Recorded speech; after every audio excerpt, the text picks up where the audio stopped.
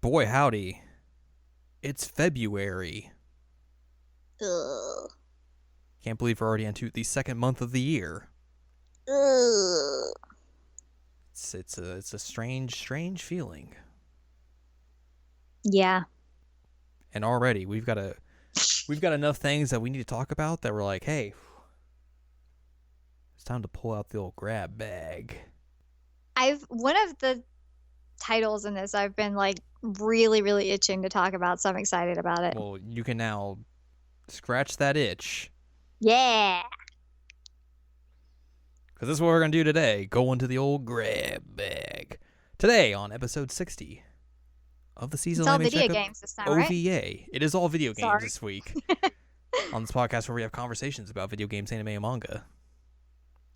Hello, I'm Jared, joined by person who needs to itch a scratch. That's Anne Ladyem. Hello.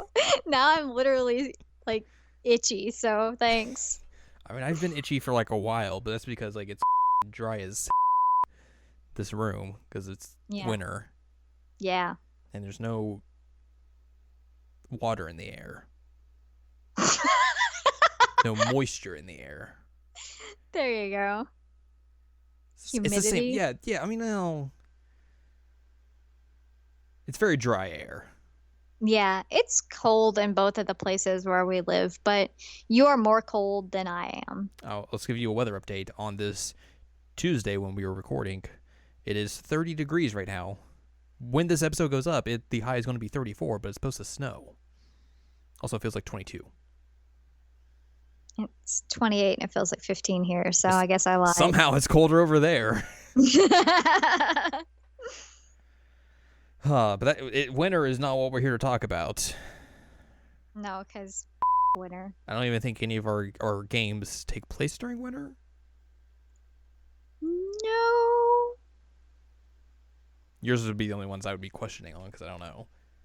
Yeah, I mean, one, definitely not. The other, I mean, they're winter uniforms, but I don't know, like it could also be fall. Right. So we're gonna reach into the old grab bag. I don't have a bag, so I'm just making noises. Oh, dang, I forgot to bring a bag. Maxwell, where's your bag? And we have 4 games lined up for you to talk about today. With giant titles. Giant titles. 2 of them are very recent releases. One of them came out last year, and then one of them is a DLC that I'm assuming came out very recently. December 12th, 2017. Okay, so last year as well. Yep.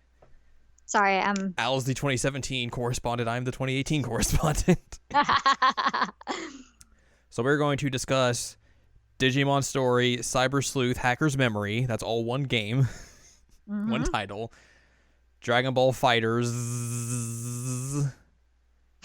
Even though Bandai Namco is like, you pronounce that as fighters. And it's like, you motherfucker put a giant Z on the title of your game.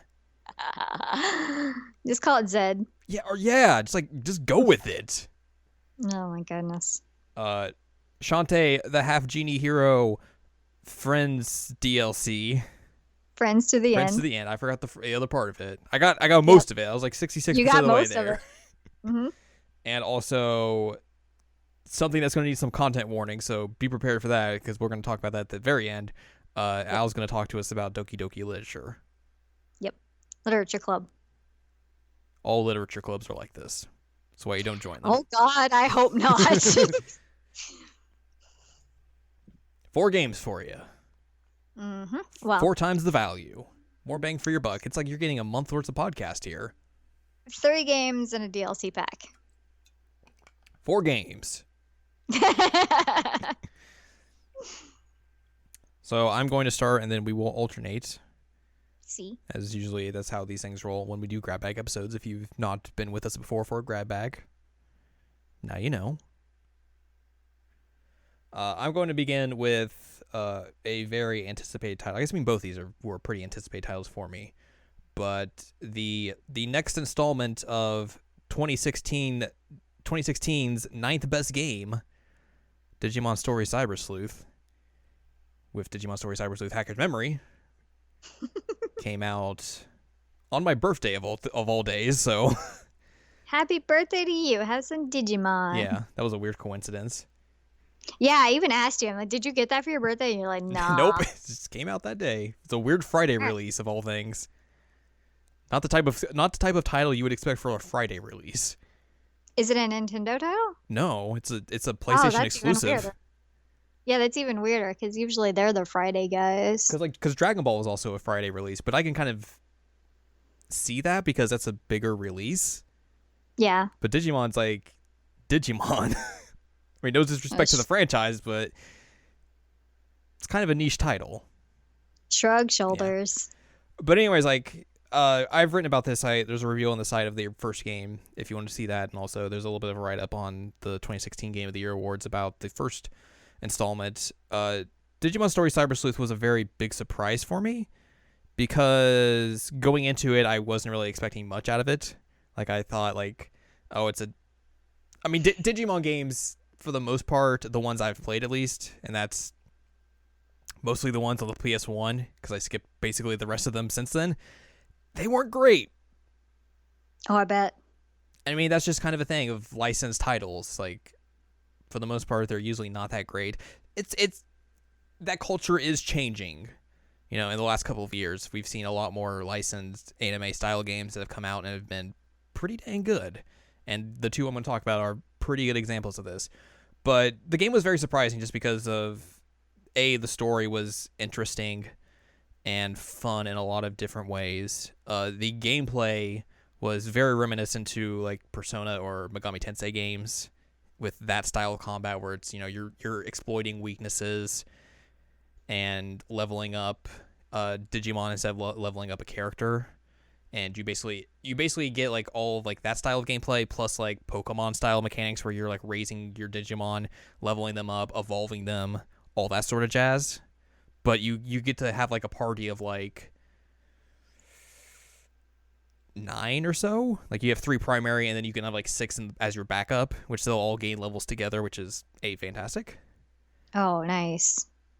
And the first game basically was kind of like, dealing with this idea of like you get your I guess your person stripped out of you, so you become like a digital form of yourself. And also you become a cyber detective. As you do. As you do. And you try to figure out like what's going on with like the shadiness of the company that's running this big virtual reality type thing called Eden. And basically that's the plot of this entire story. All right, so I have to ask you a question. Okay. I know nothing about Digimon. Digimon, digital monsters, Digimon are the champions. No. I know that stuff, but like, so is it basically like a unique story but with Digimon, or is it somehow tied to the actual like existing Digimon lore? As far as I know, it's pretty much its own thing. I think it's like this is a spin-off because there is a Digimon Story series, and this is a spin-off of that, I believe. There's one character that shows up that's from another series of Digimon games. But for the most part, I think these two games don't have anything to do with like the animes or anything like that, or like any other game series that have been out there. So they're basically kind of their own thing. But there are some like crossover with like certain characters from like other game series, but like they're not really brought up in that way, essentially. Okay. But for the most part, you get like the Digimon that like you get and evolve and all that sort of stuff are like the ones that have been through like the anime, all the games and all that sort of stuff. So all of them basically. It's basically like it's a Pokemon game where like you're gonna get all the Pokemon because of course you would. Yeah. All that sort of stuff. Cool. Thank you. So I guess like another key point of the first game as well is that like the reason there's so many Digimon in the world, in like the Eden world, the virtual reality world, is because they kind of like they leaked from the digital world, which is where they all come from. And they all want to try and figure out like why they're there and how to get back. And then basically all breaks loose and there's a rift between our world, like the actual reality, not like the virtual reality space, and like the digital world and virtual reality. So like everything kind of just like gets jammed together because people tried to play God and bad things happen when you do that. Don't ever do that, guys. And So Digimon are like a virus. kind of, yeah. Interesting. And also in the first game as well, there was like these giant like messed up versions of like Digimon. They were called eaters, and they basically would like attack people and eat them and take away all of their like human consciousness and memories, and it would basically put them into a coma in the real world. So it's like Persona 3. Yeah, pretty much. Like I said, similarities. Yeah, no, it's interesting. Not what I would expect from a Digimon game. Yeah, I think that's one of the reasons why this was such a surprise to me, is because it really wasn't what I was expecting at all. So for the new game, it's very strange because it's not a sequel. It's a side story to that first game, so it runs concurrent with that first game. Huh. So you're playing through all of the events that happened through the first game, but from a different perspective. And in this, like in the first game, you are kind of like the chosen one, essentially. You have that kind of role. In this one, you're just a guy who is very mad that his like account gets stolen, and teams up with a hacker group to basically try and figure out what happened and get that back. And then a lot of crazy stuff happens. But along the way, you also run into a lot of the characters from the first game. Like you run into the main protagonist's like friend or like friend group that they kind of hang around with from the first game. There's two brief instances where you do see the main protagonist from the first game, where like you cross paths, but that's pretty much it. Like there's no real like interaction between the two characters, which is kind of like, it can be a bummer and also kind of like a good thing to kind of set these two apart. And they basically get those two instances out of the way very early, and then don't really go that way again. So maybe that's for the best to set these two stories apart. But there is a lot of like crossover with characters you meet from the first game, but in this game you get to see different sides of them and also see them fleshed out in a different light compared to how you see them in that first game.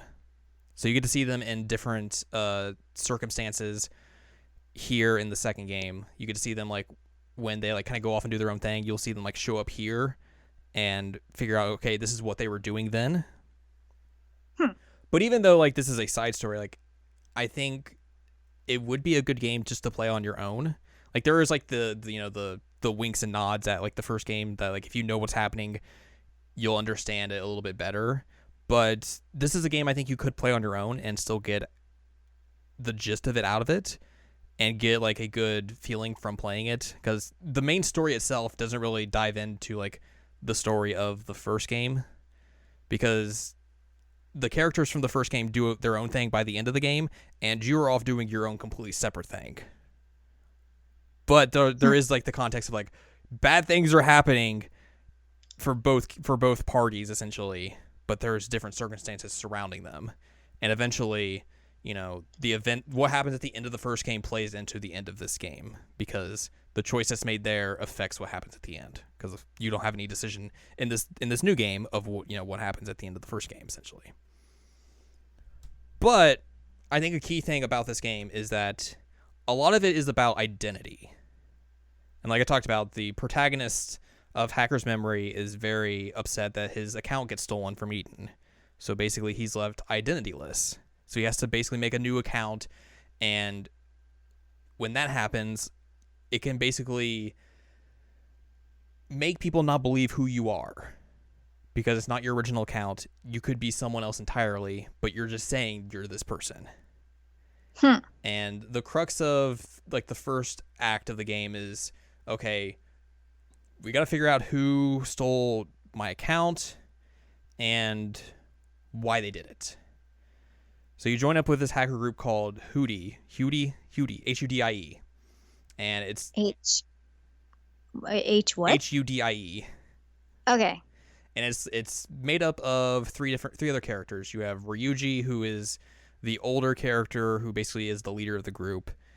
Chitose, who's kind of like just the more normal character, which is kind of weird because he's this weird goofy character who all he wants to do is hit on girls. Yeah, he's that guy. But basically he kind of almost becomes the moral center of the group by the end of it, which is very strange. Oh my god. Yeah, it's real weird. And then you have Erica, who is Futaba from Persona 5. All right. You realize that it could be like Hootie and the Blowfish, right? They are Hootie and the Blowfish. God, That's who they are. God, God. So she's Futaba. Does she look like Futaba? No, but her character is pretty much Futaba. She's a shut-in. She's a hacker. She's very smart with computers. But the key difference between, I guess, the two characters are like, when she was younger, she was in an accident, and it was an accident where her parents died during it, and the accident left her with like a condition where she can't take on too many memories, or her brain will kind of like overload essentially, and she has to. There's like this new experimental treatment that they give her where they offload her memories onto a server to give her brain some relief so she can live comfortably for a while until like the symptoms start to come back. So she's another character that plays a lot into identity because she has to come to the idea of like, okay, I have all of these memories on this server and they're like digitized essentially and all this stuff. How do I know what's real and what isn't? Mm-hmm. So she has to deal with that. Ryuji is a character that you pretty much from the beginning kind of see that like something's shady with him. And basically, spoilers by the way, because this is a recently new game. I should clarify that before we go on any further. You see pretty early on that he's working with the main antagonists from the first game. And essentially, they are blackmailing him because they have the way to treat Erica's disease, the only way to do it, and that's the only way that she's being kept alive. Oh. So he's basically doing all this dirty work for them, but not telling the rest of the group that he's doing this dirty work. Meanwhile, as well, while you are trying to get your account back, you are getting these clues and stuff from this mysterious hacker named Kay, who's like, hey, I bet this person, maybe they know something about your account being hacked. And it's just like this weird masked dude, and you don't know who it is, and you don't find out until much, much later in the game. And another like big character that also comes up throughout the game is your best friend Yu. Why you? And basically he's kind of more of like an effeminate character. A lot of like he gets picked on a lot because they think he's girly and stuff and all that sort of things. And he's not necessarily jazzed that you joined up with this hacker group to try and get your account back because he figured like, oh, we could do this together, and you kind of went off and did your own thing. Like, I understand, but I wish we could have done this together. So there's that relationship as well. So you have like all these characters surrounding you. There is like one like disappointing thing I think about this game, and it's something the first game had, but this game doesn't. The first game allowed you to pick your protagonist's gender, which I thought was real cool. This game, for whatever reason, doesn't allow you to do that. And there's no real discernible reason for the game not to be able to do that. Because this story could happen, or this story basically could take place if you're male or female. But for whatever reason, the game doesn't allow you to pick your gender, and it's kind of a bummer, considering the first game allowed you to do that. But this game does do some good improvements from the first game. Like, you can kind of... There's basically a way that you don't have to go to different locations to go to different spots that are very key and integral to the gameplay experience. Basically, you can kind of go to... Because the Hudi... I guess place they meet, their headquarters, is this manga cafe. And, like, there's all these, like, you know, computer stations lined up. So you basically go to a computer of any kind, and it'll pop up a bunch of options. So you can go onto these BBS forums, which is where you get like all of your investigative quests, like all your side quests and all that stuff, which is similar to the first game where you're going out and like solving cases for people because you're a cyber sleuth.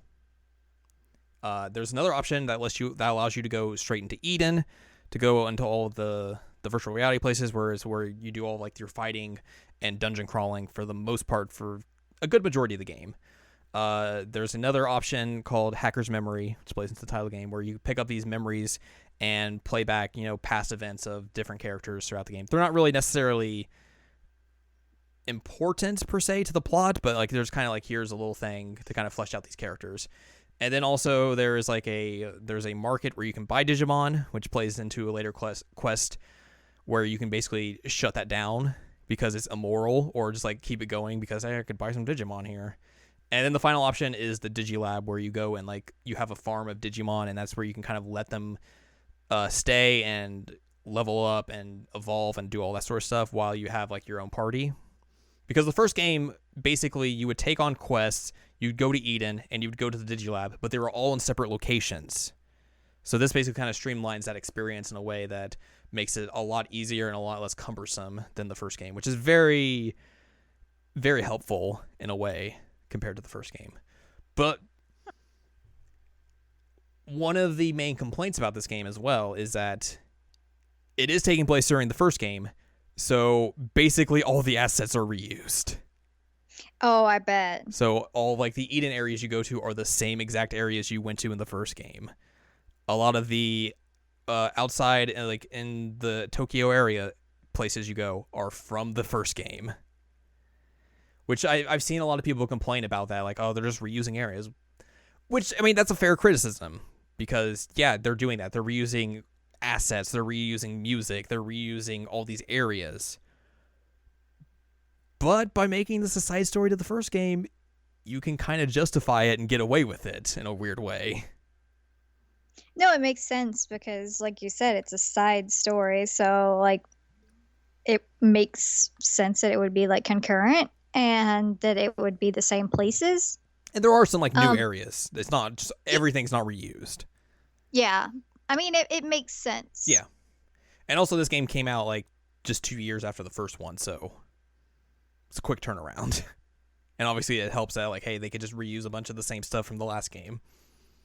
Yeah. I mean, it's kind of like how Majora's Mask used a lot of the same, like, assets from Ocarina. It's a whole different story, but, I mean, it made it so it had, like, a year turnaround. Or Persona 3 to Persona 4. Actually, it's 2 years, but that's true. Persona 3, Persona 4. But anyways, like I was talking about, the crux of the story is identity. So eventually, you know, you find out Ryuji's working for the bad guys. He goes off and kind of like does his own thing. There's this big showdown at the Kamashiro Corporation server farm. And it's like this big server called Under Zero. And it's where basically all of their secrets are held. And there's a key event in the first game where you go and try and like take that thing down. And you also go there in this game. But pretty much bad things happen here. Because before this, you and Chitose have kind of been like talking about like Ryuji's kind of been weird lately. And Chitose's like, yeah, look, we're gonna try and figure this out. I'm gonna talk to him, I'm gonna figure it out, and I'll get back to you and we'll get us all sorted out. So like he weirdly becomes the moral center of the group, like I said, in like a way that you don't really expect him to. Because you kind of think he's just gonna be like this goofball joke side character. Yosuke? Pretty much, yeah, but he just becomes like very dependable by this point. But there's probably a reason for that, because you go to Under Zero, you basically get there, I think, like after the main protagonists have had their battle, and by this point there's a lot of eaters in this area, and they're all taking down like a bunch of the hackers that are also here, because there's the big showdown and a lot of hackers are in this area. So a lot of the eaters are basically eating a bunch of the hackers, and one of them goes after you and Ryuji, and Chitose like knocks you both out of the way and takes the brunt of the eater and gets infected with Eden syndrome, so he's put into a coma. Aww. And this is kind of like the spiral point for where Ryuji snaps, and you basically leave the Under Zero server without him, and he just like stays there and like in this weird funk, and basically the evilness and like the bad, I guess there's basically a bad Digimon that has kind of taken over the server, and it swallows him and his Digimon whole and transforms him into like basically one of the antagonists that you have to go fight later on in the game, because he just starts going on like a rampage and like fighting other hackers because he's basically just lost his mind. His Digimon's eating the other people's Digimon, and that's how it gains more power and levels up and digivolves. It goes crazy. It goes some places. So all that happens. So you've lost Chitose, you've lost Ryuji. you basically become like the leader of Hudie at this point, and you're the only one kind of like keeping it together because you're the only one that's left to do anything. So at this point, you're kind of like just taking on quests here and there, and your meeting place kind of becomes like the hospital. I think at one point, because the Hudie location gets destroyed by Ryuji, because he confronts Erica while there, and he basically is like, if it wasn't for you, all this is your fault. Like, nothing bad would have happened to me. It'd be better if you were dead. Like, all this sort of stuff, because obviously he's lost his mind and everything. Like, one of the big hacker groups is like sub leaders is there as well, and she gets all mad at him, and basically Ryuji's Digimon evolves and destroys the entire building, and everything goes real bad there. So basically you become like, your headquarters is now like a hospital, which is like, I think it's Erica's hospital room, because she has to go back there because her symptoms act up again. And basically you also have to, there's also the subplot of like, you getting your account back, because that's also a key integral part of this. And there was the moment I talked to you about this where you have like a confrontation with Kay, and he takes off his mask and he has your face. Mm-hmm. And I was like, what does that mean? Does that mean I'm just a fake the entire time? Does that mean the real me was this person? But it unfortunately doesn't kind of go that way. It basically is the person who stole your account is Kay. And eventually you go hunt him down, and you realize that Kay was your best friend, who had been basically manipulated by this mask that he picked up that was also a Digimon. Everything's a Digimon, and it's bad, apparently, in this universe. But it basically took all of his like negative feelings that he'd been feeling of being like left out and all that stuff, and like used them to manipulate him to feeling more powerful, and going all the way to like stealing your account and using it as a way to like, oh, if I steal his account, then we can like team up together and go against all these bad hackers and make it so like it's all cool and we're doing this together for justice and everything. So you have to fight him and take him down. And eventually you do, and kind of like get him to snap out of it.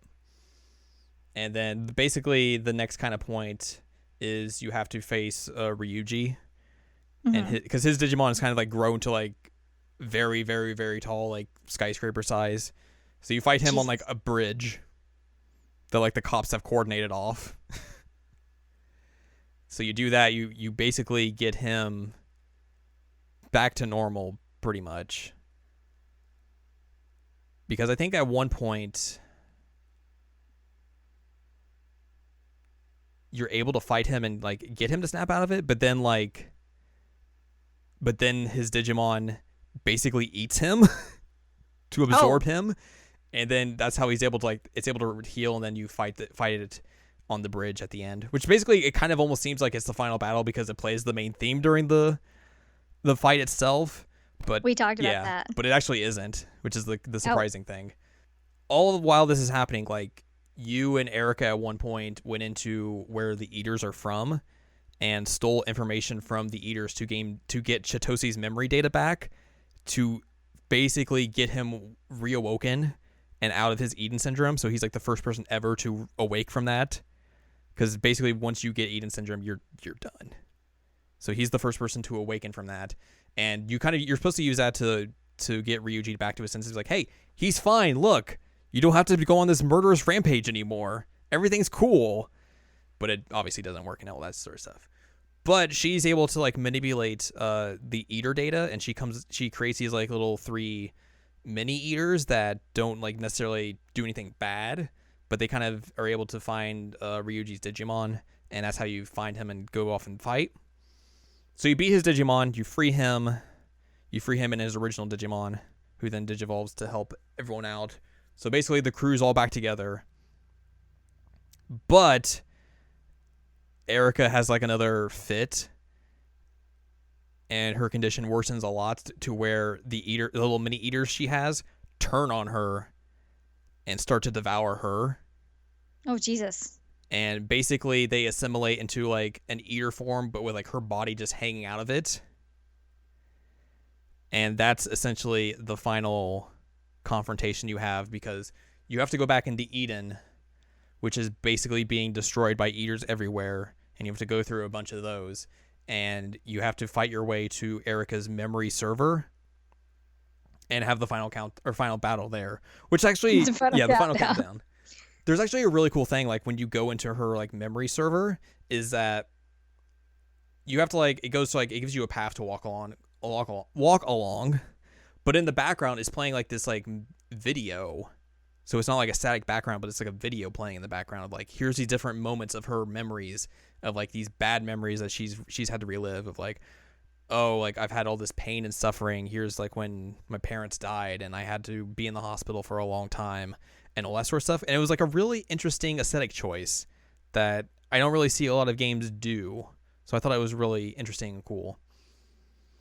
But by the end of it, you have to face the eater version of Erica, and also just like the eaters that have like assimilated her entire memory server.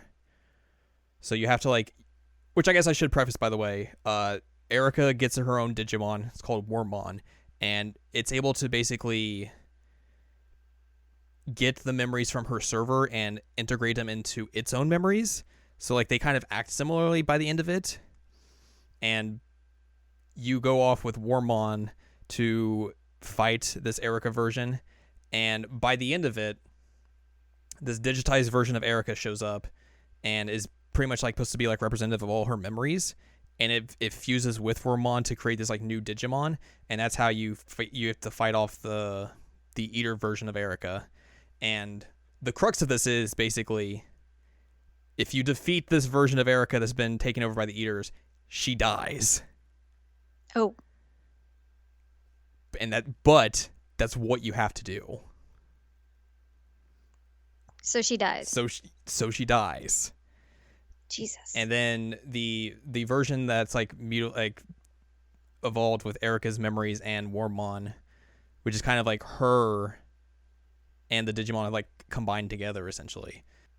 She realizes what happens at the end of the first game, which is basically all the Digimon are going to go back to the digital world, and there will be no traces of them left in reality, and basically no one will remember what happened.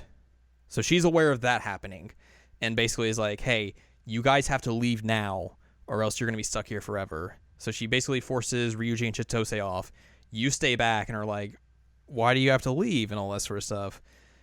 And she kind of explains it like, hey, you know, like Wormmon at first explained to me like, hey, I'm from the digital world, here's all this cool things that happen. And she was like, look, I'm dying, but it would be real cool if I could like go on this adventure and see all this cool stuff before I have to leave and all that. So she decides that in this new form of herself, she's going to go back with all the other Digimon and go to the digital world. And then you basically leave her with your Digimon. So like it basically pops out your entire party and they go off with her. And that's basically, I think you get credits in, or maybe it's a little bit after. So that happens and she goes off and you guys split up. And then the end scene basically is, it cuts back to reality. You go back to the Hudi location. It's you, the character you the protagonist, Chitose and Ryuji. And they're like, oh yeah, we're going to go off and do something. We're going to go get something to eat. And Chitose mentioned something about Ryuji's parents. And he's like, yeah, it's real something that I was an only child, huh? Oh, no. Yeah.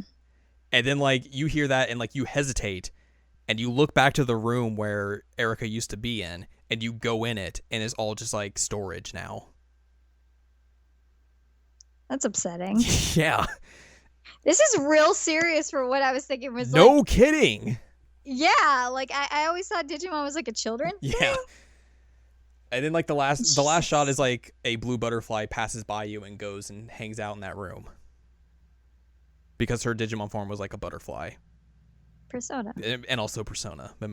She's also very obsessed with Memento Mori, all that sort of stuff, so it kind of fits in. But yeah, like I was really shocked how emotional that ending was, and also that they were enough to be like, we're going to kill this character off and leave her dead. Yeah. And leave it so like no one remembers her. Yeah, it's really depressing. It is. It's really depressing. But that's the consequence of how the first game ends, is that you basically You wipe everyone's memories so everyone can go back to living normal lives. It's sad. Wow. Yeah. What a downer way to start this podcast, man.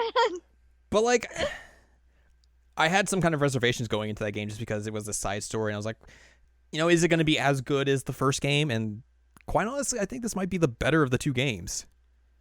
Nice. Just because that's always a good thing. Yeah, I think because they are able to streamline some problems that the first game had, to where it makes it a little bit easier to get around to place, and also this isn't really like your prototypical chosen one story. It's just, hey, you're a dude who's thrust into a bad situation.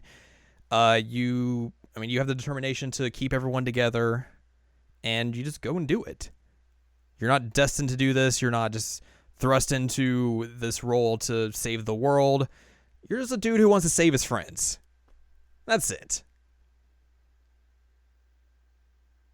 So I kind of appreciate that being like the story, instead of just, as much as I like the first game story, like it falls into a lot of typical JRPG tropes that I think this one kind of does a good job of trying to steer clear of. Nice. But yeah, that's Digimon. Wow.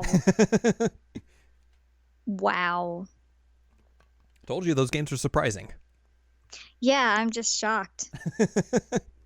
They're good games. If you haven't played them, you should play them. Like, they're on PS4. They're also on Vita. Vita Never Die. Vita Never Die. And if you play the first one, you get some cool bonuses from playing the... Oh, that's also a thing I should mention, that if you play the first game, you get to bring over your save data from the first game into this game. It gives you some cool bonuses and all that stuff.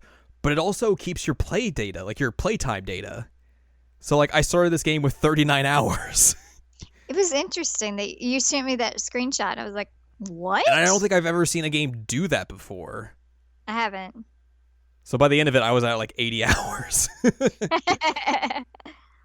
So yeah, that's an interesting thing, but also just kind of, it fits in with the motive or the motif that like these games are taking place in the same universe, in the same story, in the same space of time, so it makes sense. Yeah. Oh, why don't you tell me about some Shantae DLC? Well, actually, it's an interesting segue because Friends to the End is also about a group of friends who are trying to save their friend. So there's a point in the main game of Shantae Half Genie Hero where the antagonist Risky Boots uses this machine that she has tricked the Shantae's uncle into building, and it essentially turned Shantae into an anti-genie. So she turns evil. And so the whole plot of Friends to the End is that Shantae has 3 friends that always help her out in her quests, and it's Bolo, Sky, and Roddy Tops. And so once Shantae turns evil, and they're like, well, crap, we gotta help her. We gotta figure out what to do. So they see like this weird aura around her, and Uncle is like, well, what if you went into the aura? That'd be a good idea, right? And so they go, and essentially what it does is warps you into Shantae's memories of what's happened throughout the main game. And so you play through all of the levels from the main game, but as the 3 characters are friends. And the twist on this one is that you have to work together with the 3 of them. And so Sky has the ability that she can, 1, hatch an egg to make a platform, and 2, she can have like a bird shield, essentially. And she attacks with birds as well. Caw-caw! Yeah. I mean, her name is Sky, and she is also the one who controls the birds in the game. Bolo has like a hook shot claw, and so he's the one who can like grapple onto things. He also has a pretty decent ranged attack, which is cool. I never once used his special move, which is like throwing bombs. So I don't know what that's even. I accidentally pressed the button a few times, but it never did anything. So, and then Roddy Tops is her zombie friend. And Roddy Tops, her special move is that she eats a brain to recover health. And her attack is that she removes her leg and just hits people with it. As you And do. her attack is the strongest of the game, but it's slow as heck and it's not ranged, so it makes it really difficult. Which, speaking of really difficult, this DLC is really difficult. And I know that for our Game of the Year awards, I gave the Pirate Queen's Quest, I can't speak today, the DLC award because it was fantastic and it added a whole lot with you playing as Risky Boots. I can't say that I like this one nearly as much. You were very frustrated throughout it. Yeah, so you get 3 hearts for all these characters. They share the same health. That's difficult. You have to switch between the 3 to solve all kinds of platforming puzzles, and most of them aren't hard to actually figure out, but the timing of them is just not good. So it's a little difficult in that sense. It's got a weird leveling system. So essentially you collect gems throughout the game, and that can level up your characters to level 4. Level 4 is the max, and that will affect how hard they hit with their attack. If they get hit by an enemy, they automatically start losing gems, which makes them lose a level. So you can be like in a boss fight, go in level 4, and then you end it at level 1. It's insane. It's not really a good system. Right. One of the things that I said to you, and I pulled it up because I think it's an interesting point. For the main game, I put 6 hours, nearly 7 hours into it, and I was 93% complete on that. Pirate Queen's Quest, I put 4 hours and 40 minutes and 95% complete. This one, I put 2 hours and 52 minutes and 75% complete. So you can very much tell that I didn't like this one as much. Yeah. I like the story of it because it is just essentially like you going through her memories and trying to save Shantae, but you get some interesting little details. Like you find out that Shantae actually knew Roddy Tops before she became a zombie. So like at one point you see what she looked like when she was alive. And they're like, oh, I guess Shantae knew you before you died and has just never told you. And that's really fascinating. And I feel like they're not going to ever bring it up again. But it's weird that Shantae would keep that from her. Yeah. It's a weird... Yeah, like I don't understand why he would be like, oh, I knew you before you died. I'll never tell you, though. It's really, really strange. The one thing is that Shantae is always really, really good with humor. Like the writing in all the games is fantastic. Right. And it's still really good here. There's a lot of like fourth wall breaking, like the fight with Squid Baron. He's talking about basically how it's a rehearsal, and he's saying like, oh, I need to do this by the script, I need to do this by the script, and then we'll drop the title card, and you can fix that in post. And then once the title card for Squid Baron shows up, it says like Squid Baron, and then says like fix this title in post. It's Ammo Baron that after a level where you do like flying carpet stuff, he talks about how he wants to take you on a flying carpet ride because you're 2 girls. He ignores Bolo. And he's talking about how he wants to like go flying through the clouds, and he wants to run his fingers along the water, and basically making a metric butt ton of Aladdin references. And so his title card is Ammo Baron, Shining Shimmering Soldier. So stuff like that is fabulous, and I'm really glad that that's there. And it's cool because you get to learn a little bit more about her friends because they're there, but you don't always get a whole lot of detail on them. Mm-hmm. But man, it's hard. The one downside. And yeah, and there was really no reason. Like, there are collectible squids in there. And at one point, I was like, there's no point in me even trying to do this because you don't get any kind of reward. And since I was playing it on the Wii U, there aren't really like trophies or anything. So I was like, I'm not bothering. I'm just going to keep going. So there's not really a whole lot of incentive on the collectibles other than if you're like a trophy hunter. But I mean, it was good, but I'm glad I didn't pay for it. Not the best of the DLCs. It's really not. Because I know I've mentioned it before, but I was a backer on Kickstarter of this game.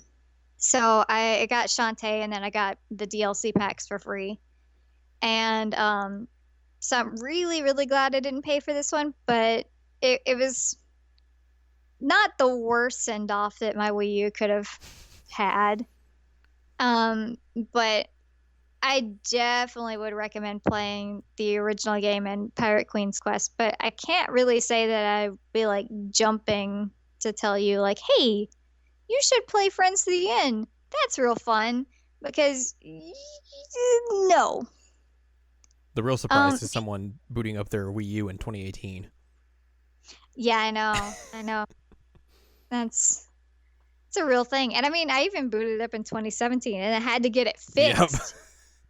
Yep. So I specifically got my Wii U fixed so I could play the Shantae DLC. That was a thing. Yeah. So that's my send-off on my Wii U. I might eventually go back and play Tokyo Mirage Sessions unless they release it on the Switch, which they should. Absolutely. But let's do it, you cowards. Yep. So it was kind of like a lukewarm, but I still have so many positive feelings towards the game that I can't really be mad about it. Right. It doesn't hinder your experience with the main game or anything else. No, it's definitely not anywhere near the level of the first DLC pack. And I wonder if it's just because it was like a stretch goal DLC. Yeah, that's fair. So maybe they just didn't put as much care into it, but it was tough.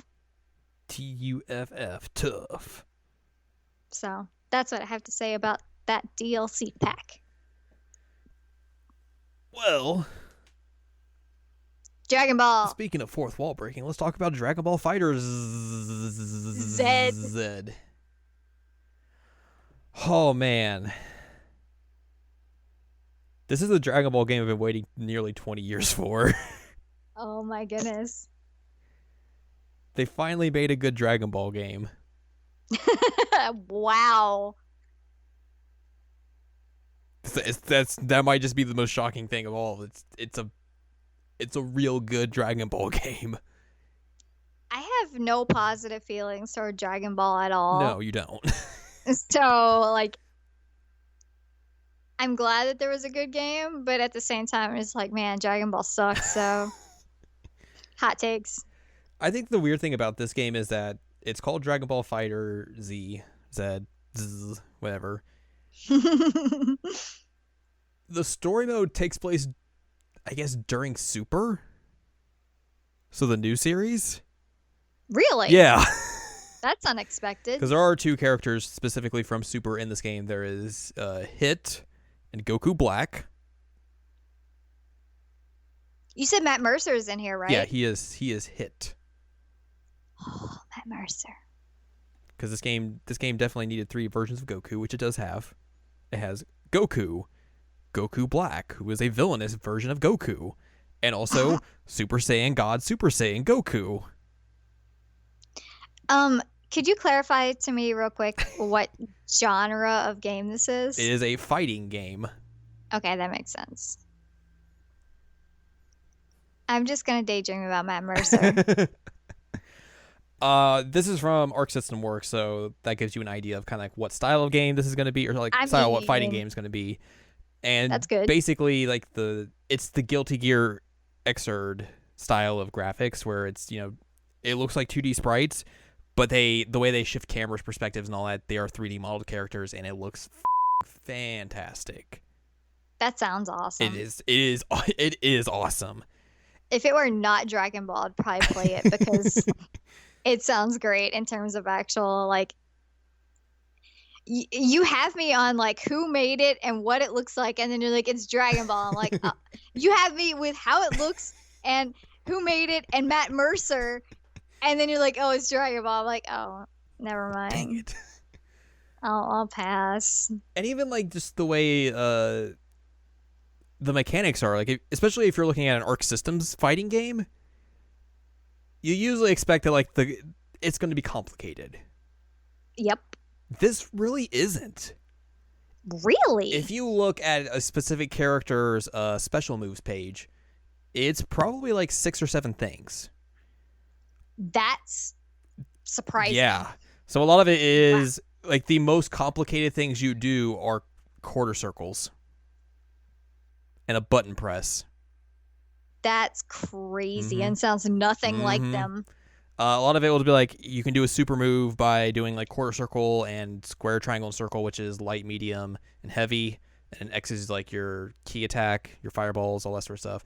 You can do a quarter circle with X and do a different kind of fireball. So like with Goku, he can do like just key attacks. Or if you do quarter circle and X, you can do a Kamehameha wave. And then you also have like your super moves. So like you have 7 bars worth of meter, which you hold. You can hold square and X to just charge and just sit there and yell like a Dragon Ball type episode. As you do. You have like just regular super attacks, which are just a quarter circle and R1. That's your super move. And that'll. Are you serious? I am dead serious. I cannot believe. And that'll take usually just like a bar. You can also do like most of the like meteor attacks or the super moves. Those are most likely a quarter circle back and R1 or R2, and those take up 3 meters. And also you can kind of like, for specific characters, like while you're doing that, you can also hit R1 and hold it again, and it'll like make it even more powerful and take like a few more bars a meter. But yeah, like all of the super moves are just a quarter circle and R1 and R2, or a quarter circle back and R1 and R2. It's very accessible. I mean, obviously there is depth to the combos in there. Like there is a combo trainer where you can kind of see like, oh, I can do a launcher, follow them, do a key attack, chain that into a super attack. All that sorts of stuff is in there. Like there's depth to this game. And also this is a 3v3 tag game. So it's not 1v1. There is also like, there's ways you can combo in, just like doing a regular combo, tag in, continue the combo, and if you're lucky, you can then do another tag in or get like an assist from one of your tag characters and have them do an attack. Like if you're doing a super attack, you can like hit L1 and L2 while you're doing it, and like your tag characters will come in and do their super attack with you, so you get like even more damage output and all that sort of stuff. It seems relatively simple, but there is depth to it, which I think is good, but it's also accessible to newer players because it's a Dragon Ball game, so right. People who aren't fighting game aficionados are not going to just be the only people who are picking this up. There's going to be a lot of people who don't play fighting games who are grabbing this and maybe aren't going to know the nuances of combos and all that sort of stuff. So I think doing this the way, like doing the combos, the attacks, the supers, and all that sort of stuff in a more simple way is a benefit for the game. And also, the super attacks are cool looking. So it just makes you feel real cool when you can pop those off real easily and just make cool happen at a whim. I mean, it's a really smart move, honestly. Mm-hmm. Like you said, it makes it more accessible because their games are usually not very accessible. Yeah, exactly. Their games are nuts. And given how unfortunately popular Dragon Ball is, it makes sense. Mm-hmm. It's weird to me, but it makes sense. Like there's even like, you can, if you knock someone out, like you hit them with a heavy and knock them like and take out their life bar, you can basically knock them off the stage and put them like through like a giant like cliff on the outside of the stage or like a rock or something. It basically looks like something that's from the show. And also there are like specific finishers that you can do that are like basically just homages to what happens in the show. So like if you have Goku and you fight Frieza on Planet Namek, you can and you beat him at the very end with like a dramatic finish, you can trigger a scene that is basically what happens at the end of the Frieza saga in Dragon Ball Z. Which is real cool. It's cool. I mean, I'm giving it crap. I know. But like that's really a neat idea. Maybe like the one downside to this game is that there are no menus. What? You start the game and you go into a lobby.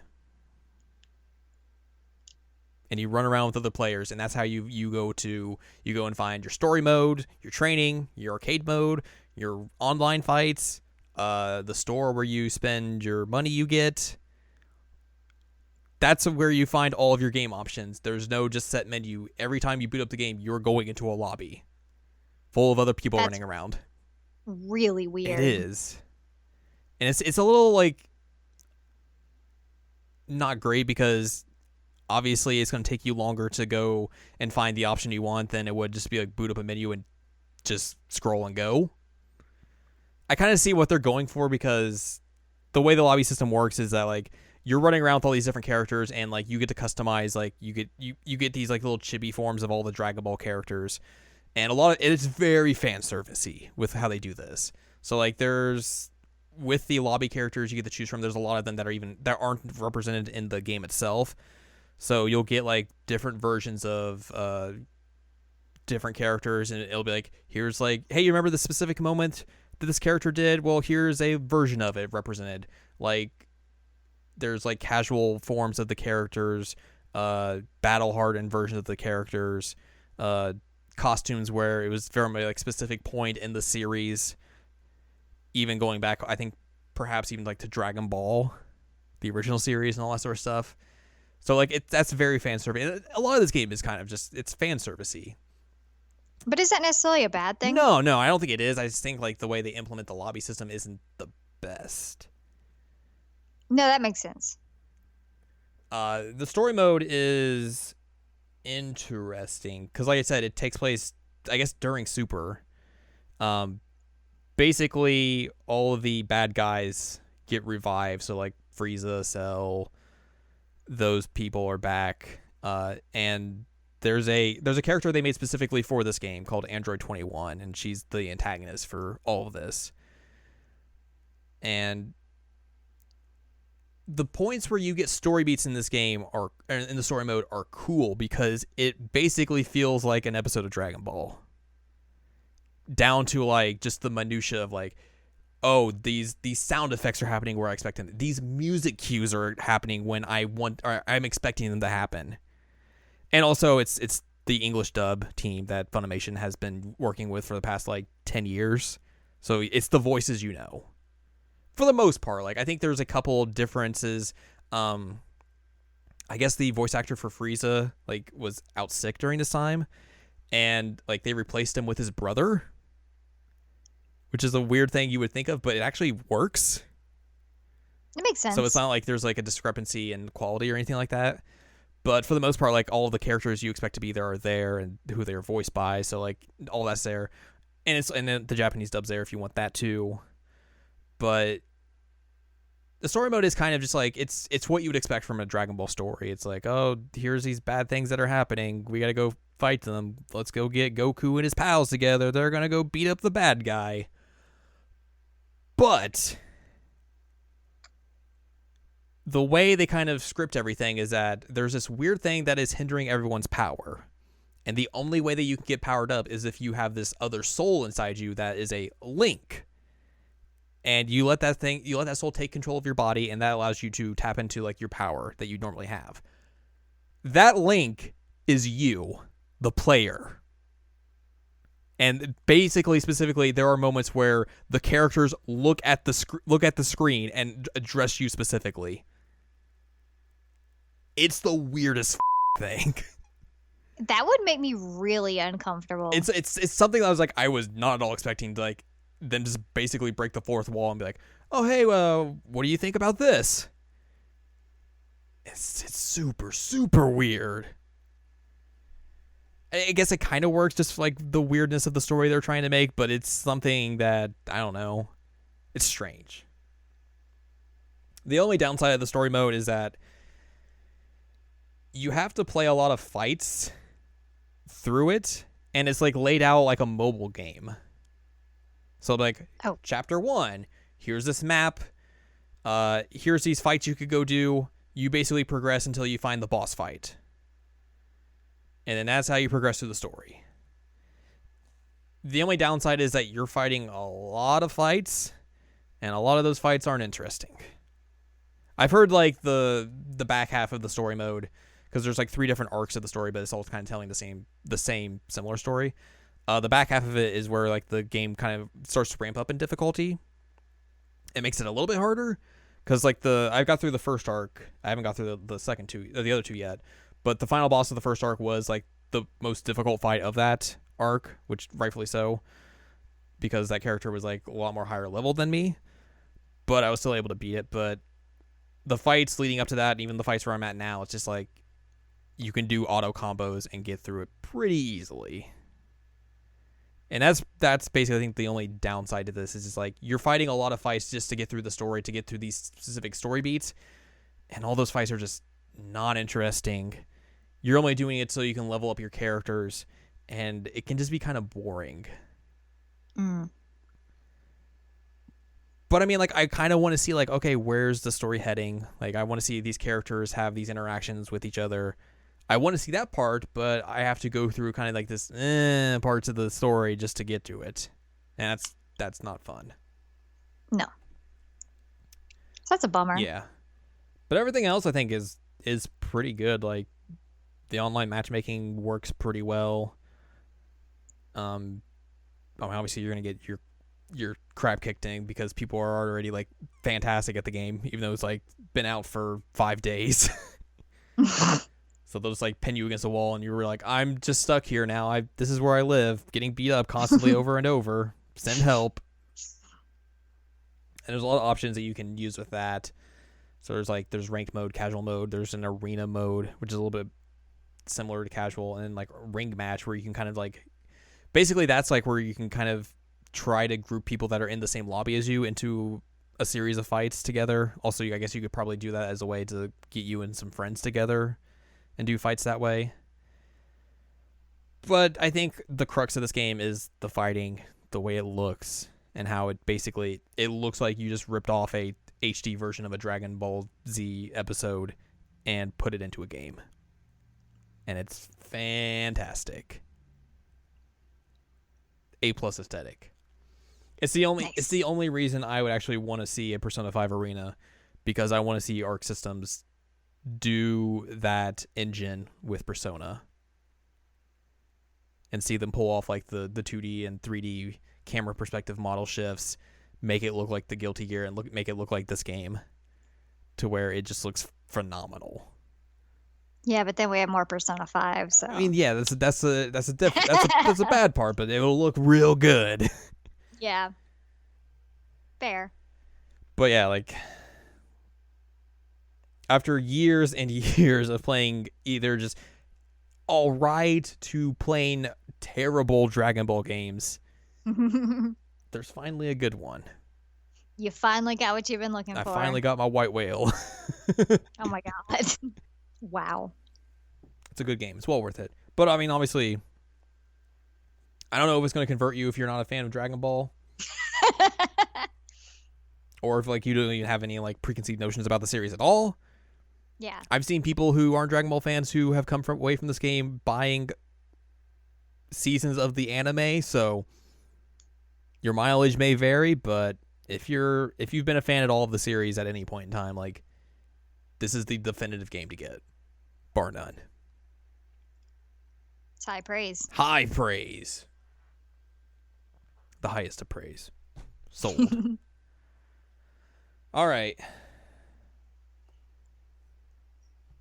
Let's finish this off with your last final game, which all right, we should preference with some content warnings, most likely. Yeah. So This game is real messed up, and so if you have any kind of sensitivities to suicide, depression, murder, um, psychopathic tendencies, those kinds of things, maybe we'll see you next week. Yeah, that sounds right. Yeah, because this game is so messed up. Really messed up. So this is your fair warning that like if you have any kind of sensitivity to that, like maybe peace out. Yeah. With that said, Doki Doki Literature Club. Wow. Do you know anything about Doki Doki Literature Club besides like what I've told you? The only things I really know about the game is that looks can be deceiving. Yes. And it's a visual novel, but it goes in places you are not expecting. And obviously, like I said, we talked about this earlier off air, but a lot of people have prefaced it by being like, "Hey, you should probably check out the content warnings for this game before you get into it, because there's some things in this game that might be upsetting to people." And that's pretty much it. Like, I don't know the story. I don't know what happens. Oh my goodness. So the game starts off with a content warning, so that should be your like indicator that it's about to pop off. Yeah. But so it starts off and it's like really bright and colorful and cutesy, and it's got like this really happy, catchy music. And like you said, it's a visual novel, so it kind of like lures you into like thinking it's going to be like a prototypical dating sim. It does. That's exactly what it does. It makes you think that it's going to be a dating sim. So you play as this guy who is best friends with one of the characters. Her name is Sayori. And Sayori is in the literature club, and she asks like, "Hey, protagonist, do you want to join the literature club?" Which, for the record, you do name your protagonist. Right. That's important. It'll come up later. So Sayori asks you to come join the literature club, and the protagonist is like, "Oh man, there are 4 hot girls here. Of course I'm going to join. This is great." And so the gist of the beginning is that you join the literature club, and you have Sayori, who's your childhood best friend. You have Yuri, who's kind of like the quiet, shy type, who's really into books. You have Netsuki, who's basically your tsundere. She is really into manga. And then you have Monica, and she is the not captain. She's the club president. Club president. There you go. She's the club president. And Monica tasks everybody with, as a getting to know you exercise, she wants you to write a poem and then come into literature club the next day and present the poem to everybody. And so that's where it comes across as your dating sim area, and that it gives you a poem writing mechanic where you have like 10 pages and you have to select words, and depending on like who you want to date, you would pick words that you think would be associated with them. And it doesn't necessarily make an actual poem for you, but it's literally just to choose which route you're going to go on. And so this is actually some of your hints that things are going to get weird, because every once in a while you'll get a word in there that you're like, what? Why would that word be in there? But you just kind of brush it off. Dating sim. It's cute. It's got a little happy music. So you come back, and whoever the poem is for, you get to like have the traditional scene with them. And it's usually something pretty lighthearted. Like Natsuki's is talking about her favorite manga, and you decide to read the manga with her. Yuri's is reading her favorite book with her. I don't remember Sayori's. Whoops. And you can't write a poem for Monica yet. Because she's the last one, probably. She's locked. Yeah. So you have those 3 as your choices, and you keep going. And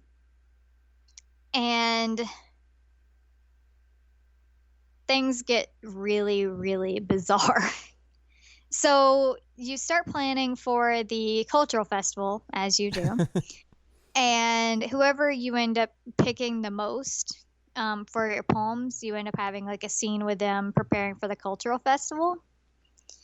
But before that, you end up going to Sayori's house, and she drops a bomb on you that like she has severe depression and she has issues getting out of bed sometimes, and that you're the only one she can rely on. It's not something you would expect. No, especially that early And on. so, yeah, no, it's like the third day or something. And so it's concerning because you're like, oh, this is the best friend. That's not okay. And at one point, you can either confess to her that you are in love with her, or you can like reject her and say that like you're going to be friends forever, that kind of thing. Right. And it doesn't matter which one you pick, because the next day you go to the literature club, or you go to school, not literature club, you go to school, and Monica's like, oh, hey, Sayori's not here. And you're like, yeah, that's weird. Sayori's not here. You know, sometimes she's late, so, you know, it'll be okay. And then, like, she's late and she's late and she's late. And then he remembers, like, oh, that conversation that we had, that's concerning. I should go check on her and show her that I care. And he goes to her house and she has hanged herself. What the fuck? So you just get this scene of, like, her hanging on a rope in her bedroom, and you get end. You just a title card that says end. Jesus. Yeah, it's really, really messed up. So you're like, oh, wow, okay. And then it goes back to the title screen where it's all like pink and happy and has the great music. But Sayori's missing. Oh. The title card always has all 4 girls on there, but Sayori is like corrupted. So then you can pick either Yuri or Natsuki, depending on your choices. It ends up going the exact same. Like every single thing is repeated from the first 2 days. Mm-hmm. Literally every single, like the dialogue's repeated, but there's no mention of Sayori. Huh. Like the first day, she's like, yeah, wow, we finally have 4 members so we can be an official club. Huh. You're like, oh, this is weird. This is really weird. And so at one point, if you start like pursuing Natsuki, you start getting like dialogue box corruptions. Where weird text keeps popping up that shouldn't be there. Indications that she has an abusive dad starts popping up, but it's all in black as opposed to like the pink. There's hints that like he starves her. Jesus. And that's why she's so small. And at one point, her eyes and her mouth just turn completely black, like pixelated. And it goes to a scene where like you see that, and then Monica's like, oh, hey, I have a granola bar. You're acting like that again, Natsuki. And like, whoa. What the did she see what was going on? That's really messed up. And so you keep getting these corruptions, and you start getting poems that are really, really weird. Like there's one that is talking about like how she likes to cut open her skin and like leave marks of it, and there's just like a smear of blood on the poem. Yeah. And it turns out that Yuri is obsessive. And so when she gets really excited, she cuts herself. And there's this one scene where she's going to make tea. And so she says that she's going to go get water and she'll be right back to make the tea. And the protagonist is concerned because she hasn't come back. And he goes out in the hall and he finds her, and she has cut herself a lot. And as you get that reveal, everything just like reverses. and then it starts back to the tea scene like nothing happened. What the f? Yeah. So after a few days, if you're pursuing Yuri, actually you could pursue Natsuki too, but Yuri starts getting really, really obsessed with the protagonist. Like really, really creepily obsessed.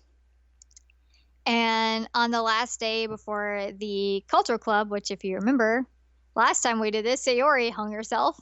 Yuri confesses her love to the protagonist. Again, you can either accept it or reject it. Regardless of your option, she takes out a kitchen knife and stabs herself twice in the stomach and once in the chest. What? Yes. So she's lying on the floor, bleeding out, and you start getting like really corrupted text. It's like a bunch of letters and numbers, and it doesn't actually mean anything unless you click on the history button. So, like, usually in visual novels, that'll tell you, like, what has been said previously. Right. But this corruption is just, like, a bunch of dialogue from Monica. Huh. And what ends up happening is that this text keeps on going and keeps on going, keeps on going. You see, like, the lighting change, and you see, like, the blood drain out of Yuri. And then it's about, like, at least 5 minutes that this is going on. And then Monica appears and she's like, "Oh, have you been here all weekend?" And you realize that you've just been sitting there with Yuri's corpse all weekend while this corruption was happening. What the f? Yeah. Natsuki ends up like puking. There's also a Natsuki end that isn't as weird, but she does break her own neck. Oh. And then runs at you. Oh. Yeah. But once these endings happen, Monica starts talking and she's like, "You know what? I'll just get rid of them." And so you see a box appear in the top left, and it's like Yuri character dot da da da da da and Natsuki character da da da da da. Deleted. So it's like a command prompt. Yeah. Huh. And you find out that Monica knows that she's in this game. Huh. And Monica has been wanting to be with you, and she's mad because you've been writing poems for these girls and you haven't been writing one for her. And so it turns out that Monica has been corrupting their personalities to the point where they do these crazy things like hang themselves and stab themselves, break their own neck, that kind of thing, just so she can get rid of them and be with you. Again, this is a really messed up game. You don't say. So there's a point where she gets you in a room by herself, and it's just like a close-up of her face, and she has her arms crossed, and she's looking at you across the desk.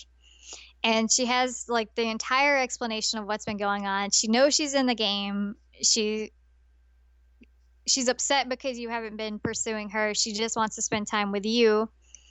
At this point, she actually can look through your computer. Oh, I've heard about this. Instead of the name that you wrote at the beginning as the protagonist, she actually says your name that like is the user on the computer. Right. And so she starts referring to you as that name. And she, if she knows that you're recording the game, then she does a jump scare. What the f? Because she's like, "Oh, I see you're recording this. I got to do something about that." What the f? Yeah, there's so much fourth wall breaking at this point. That's and rad. She explains to you like how she went through the files and like deleted the characters. And so at this point in the game, you're stuck. You can't do anything but sit there and talk with Monica unless you follow her instructions and go into the folder and delete the Monica character file. Shut the f up. That is what you have to do to complete the game, is you go in and you remove Monica. Wow. Yeah. So then you get an ending where she sings this song that's really, really creepy. And it's the only voice acting in the entire game is this song. And it's called Your Reality. And so Monica's gone. It's bizarre. And you get the credit roll, and as the images are appearing from the credit roll, like they disappear. So there are like the CG scenes and they just disappear, as in like image loss type thing. Mm-hmm. Then you start a new game. Monica's no longer on the title screen.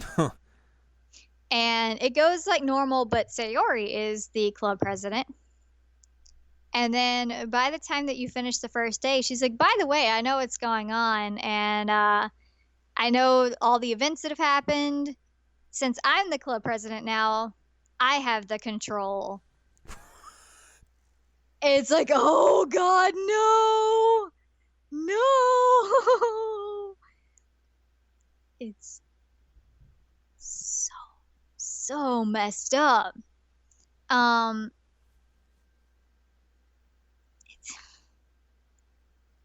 can't even. But yeah, so Monica added everybody back in, but anybody who is president becomes self-aware that they're in the game. Crazy. And yeah, so everything's deleted at the end.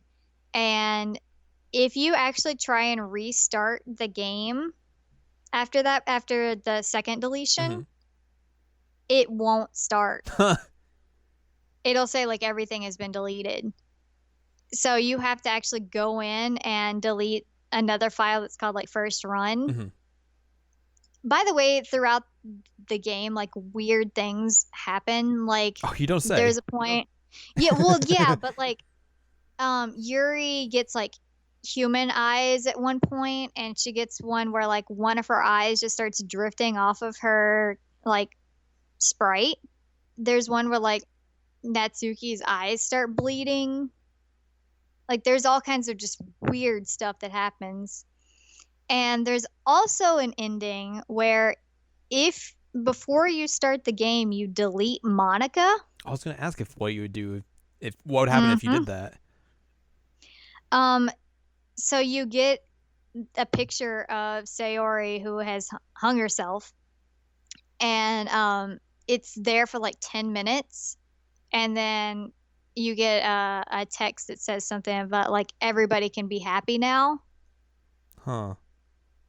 It is such a messed up game that I never would have expected. Like, I kept hearing things about this, and I like games that mess with you to an extent. Right. Like, Eternal Darkness is a fabulous game. I love that one. But things like Undertale I couldn't play because like they recognize that like if you did something wrong, that you did that wrong and it won't let it go. But with this one, while it's fourth wall breaking, there's less of like, this is just the story. You can't actually do anything right or wrong. Right. It's horrifying. Like, it's done by a team. I think I counted 4 people. Sounds about right. And I think Dan Salvato is the main dude. But I mean, holy crap! I still think about this game and like how insane the entirety of it is, and I've been wanting to talk about it because like it's been lingering in my brain. Like, it's so messed up. Right. Yeah. But it's also like really well executed. Yeah. Like for someone who didn't know a bunch about it, like going into this, the way you describe it and the way like it subverts a lot of your typical dating sim tropes and subverts just like visual novel tropes, even at that, like it sounds, as much as like, you know, horror games aren't my forte, it sounds really cool, like the stuff it does. I think it's an extremely creative that uses the files of the actual game so much to function. Like, that's not something I've ever encountered before. Like, the only thing that came close to that for me was, like, when playing Undertale and it did, like, a force crash to desktop that was a part of the game. Yeah. Like, this one, to literally finish the game, you have to go in and delete a character from the folder. This goes, like, an extra step entirely. Yeah. It's crazy. And so, and, like, every time one of these characters is deleted by Monica, like, it becomes a corruption on the title screen. And, like, if there's ever a mention of that character's name, like, you end up getting the messed up text box area, as opposed to, like, you have the regular pink, and then wherever the name is said, it's corrupted. Mm-hmm. It's... I can't even really describe how insane this game is. But, I mean, you do get hints. Like I said, at the beginning, when you start going through the poems, you're like, oh, why is there murder on here? Why is there depression? Like, why are all these words on here that seem strange? Right. And then you're like, oh, that makes sense. I did forget to mention, though, there is one part of the game where you do get to write a poem for Monica. She's like, hey, it's time for you to do one for me. This hasn't happened yet. And it ends up getting, like, an insane amount of pages. I think it's like 1,000 pages or something. Mm-hmm. And every single time you click on a word, it just keeps adding numbers. But every single word is like some version of Monica. Because the rest of them, you're like, puppies, cotton candy. I love puppies. That kind of thing. And then, like, it's all just Monica, Monica, Monica, Monica. You're like, oh, buddy. It's really, it's horror done in a really good way. And it's done in a way that I don't see often. Right. I'm impressed. I'm impressed just from hearing it. Yeah. I first heard about it, somebody posted on my Facebook, like, hey, you might be interested in this. And I looked into it and I'm like, yeah, I might be interested in it. But then I was worried that it would have the same issue with Undertale. Mm-hmm. But, man, this game is mind-blowing. It does things I never would have expected from a video game. I feel like I can understand now why people were so just completely jazzed about that game last year. Yeah. I mean, I like I said, I was interested, but I was hesitant. And then, like, now that I've actually gone through it, I'm like, oh, okay, yeah. It all makes sense now. Yeah. Well, alrighty. After that horrific ending to the podcast, I got nothing else to say. Join your local literature club. I think that's the only thing we can leave with.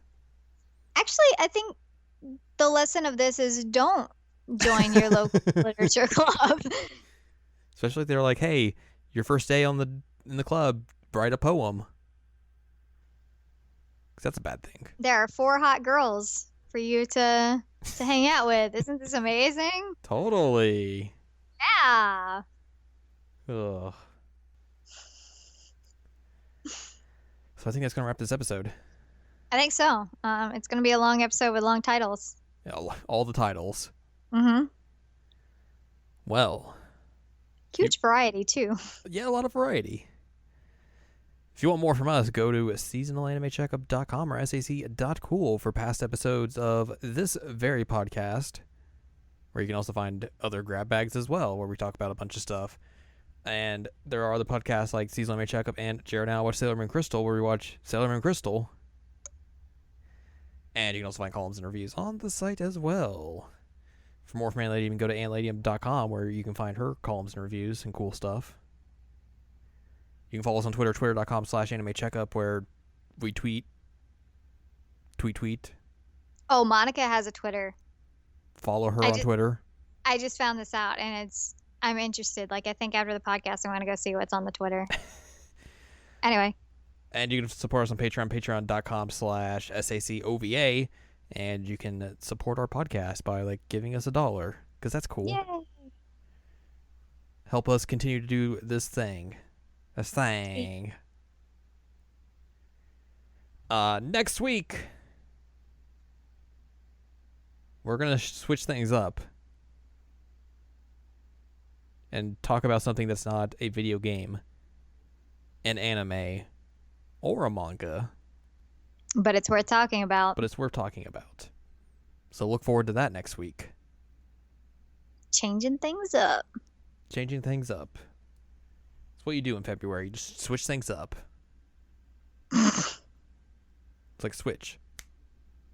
So yeah, I look forward to our fun, wacky, non-traditional episode next week. It's going to be fun. It's going to be a lot of fun.